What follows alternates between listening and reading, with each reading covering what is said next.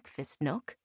Instead, it was its own space, sun-drenched thanks to a bank of picture windows, and easily accessible from the stove and oven, fridge and cutting board. Mema had always believed that mealtimes weren't about one person serving the others, but about everybody working, eating, laughing and crying together.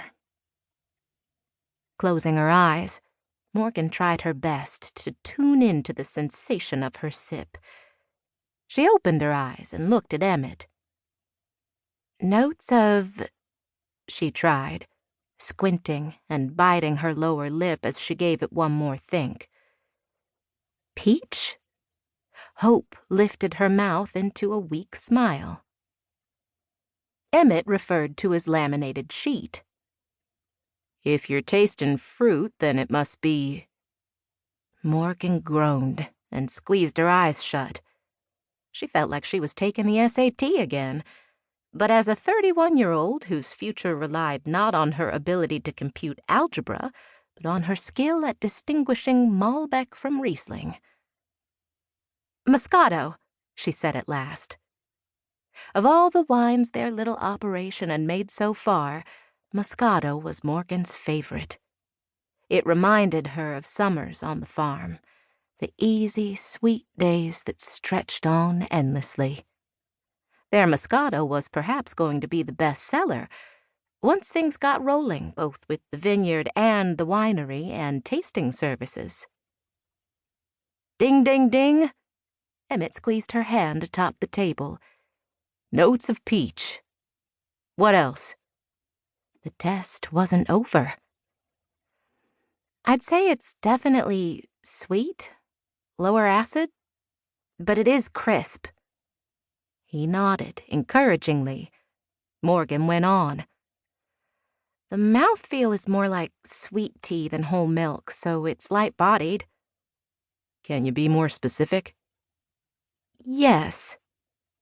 Morgan plucked the stem of her glass and lifted it first to her nose again, then to her lips. She took a longer sip this time. Again she let the liquid coat her tongue and slip behind her teeth before it slid down her throat. Her eyes remained closed. After several seconds, she said, "Crisp but delicate. Sweet with a light body and a smooth if short finish." She opened her eyes and smiled brighter at Emmett. He studied her soberly.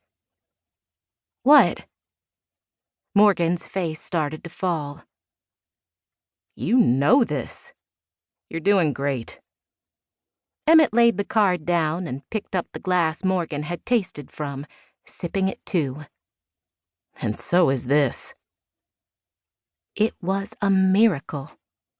After just 2 weeks, Morgan and Emmett, together with help from Amber, Julia, Geddy, and Uncle Gerald, had fashioned a decent wine sampling from their very own supply of heritage fruit. What's more, Morgan could identify it. Everything related to the family business was shaping up nicely. Thanks to the heritage vines out at Uncle Gary's, they had the fruit.